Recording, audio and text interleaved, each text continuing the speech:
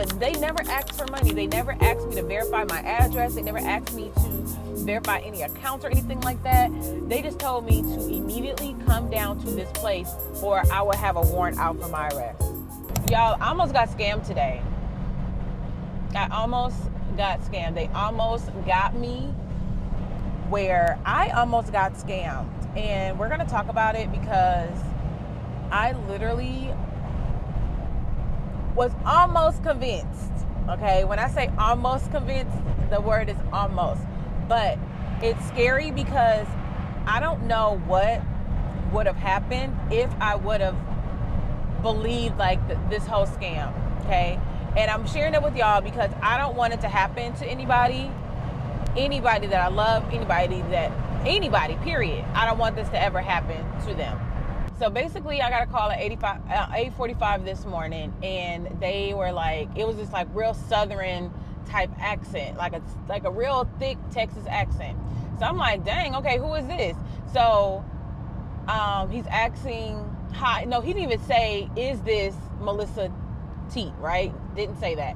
He just went into his whole spiel. He was saying he is a police officer from the Collin County, whatever, and he did his badge number, and he said, I'm calling to inform you that you have missed federal jury duty, and if you do not basically turn yourself in or come down to the Collin County, wherever, he said, then you will be, there'll be a warrant for your arrest, and you will be arrested, having to spend about, 3 days or whatever in jail.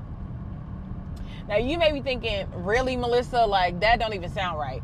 But to me, I was trying to hear what he had to say because, first of all, Chris was out the house at the moment. So I'm like, oh, shoot, is this the police calling me about Chris? Like, did something happen to him? Did he get hurt or whatever? So I'm trying to figure out, is everything okay? Is what I'm trying to figure out with anybody that could be calling me, like with my husband or with my family members. Like, why is the police calling me? So I'm like confused because it's early in the morning. I'm like, wait, what? And he was like, you missed jury duty. And then he started rambling off places that I've lived. Now, I know that can be public information, right? That's easy to find.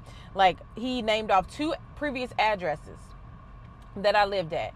So my ear was tuned, like, okay, my previous addresses, right? And he was like, I said, I don't live there anymore, right? So he never asked for my current address, but I said, I don't even live in Collin County. And then he went on to say, well, you need to come down here immediately because XYZ, XYZ. And it sounded really convincing. And he went off into, the law says that if you don't, if you're summoned to jury duty, then XYZ, XY, like basically like trying to convince me to come down there or to leave where I'm at right now and go to where this place is. Now, he told me to bring 3 things of identification. He said, bring your ID, bring proof of residency, and he also said, bring something else, which I don't remember what it was. And I'm like, wait a minute.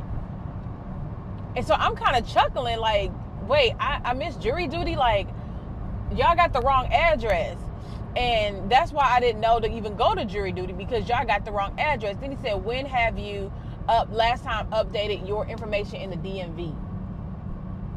So I'm like, wait a minute. Like, I'm like, yo, something ain't right. Something ain't right. I was like, let me record this call so my husband can hear it. And that's, last thing he said, you will be arrested. And he hung up. Bruh. I'm just like, wait a minute. Like, and I was so confused. So I called Chris right away and told him what was happening. And immediately he was like, that's a scam. That's a scam, Melissa. That's a scam. That's a scam. And I'm like, but wait, he knew this, he knew that. And he was like, yeah, that's not hard information to find, but that was a scam. He was like, don't leave the house right now because whatever reason. And I'm like, bruh, that was freaking scary, because I just think, okay, I have enough sense to think something's not right here, but what if there was like an elderly person and they're like trying to figure out what's what, trying to decipher what's real, what's not.